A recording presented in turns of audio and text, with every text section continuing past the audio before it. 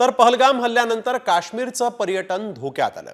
गेल्या 5 वर्षांमध्ये हजारो कोटींनी वाढलेला पर्यटनाचा हा महसूल एका हल्ल्यानंतर झटक्यात कसा कमी झाला? पुन्हा काश्मीर स्वर्गासारखाच राहणार की इथं नरक यातना भोगणार? पाहूयात त्यावरच आधारित हा एक विशेष रिपोर्ट। काश्मीरमधील पर्यटनाचं काय होणार?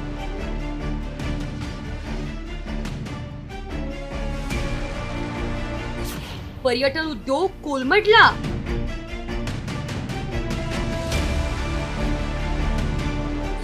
12,000 कोटींचा व्यवसाय अडचणीत।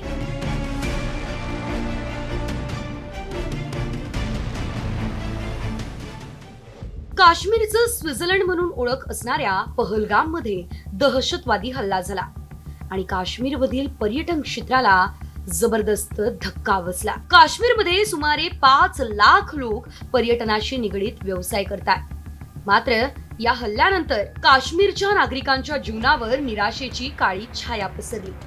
मोठ्या प्रमाणात पर्यटक हॉटेल आणि विमान प्रवासाचं बुकिंग रद्द करतायत आणि याचा थेट फटका स्थानिक लोकांना आणि काश्मीरच्या संपूर्ण अर्थव्यवस्थेला बसतोय।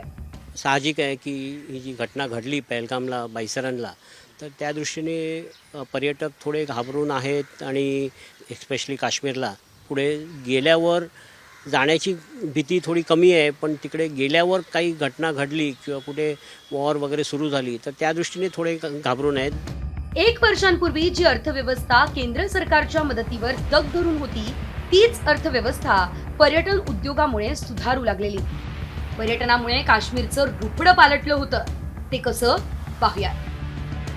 2024-25 मध्ये काश्मीरचा विकास दर 7% अधिक राहिला। काश्मीरचे SGDP 2.65 लाख कोटींवर होते। दरडोई उत्पन्न 11% वाढून 1.5 लाखांवर गेला। पर्यटनामुळे बेरोजगारीचा दरही घटला। 2020 मध्ये पर्यटकांची संख्या 34 लाखांवर गेलेली। 2023 मध्ये जम्मू काश्मीरमध्ये 2.11 कोटी पर्यटक होते, तर 2024 मध्ये 2.36 कोटींवर विक्रमी पर्यटक संख्या झाली। काश्मीरमधील पर्यटन उद्योगाची उलाढाल 12,000 कोटींवर गेली।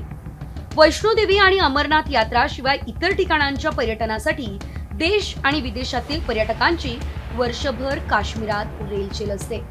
मात्र पहलगाम हल्ल्यानं हे चित्र बदललंय। काश्मीरमध्ये पुन्हा पर्यटकांची गर्दी वाढल्यास भारत 2030 पर्यंत $56 अब्ज विदेशी चलन पर्यटनातून मिळवू शकतो।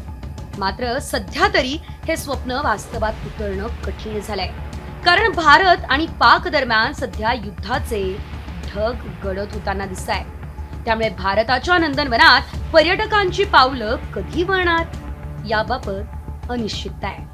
ब्युरो रिपोर्ट, साम टीव्ही न्यूज।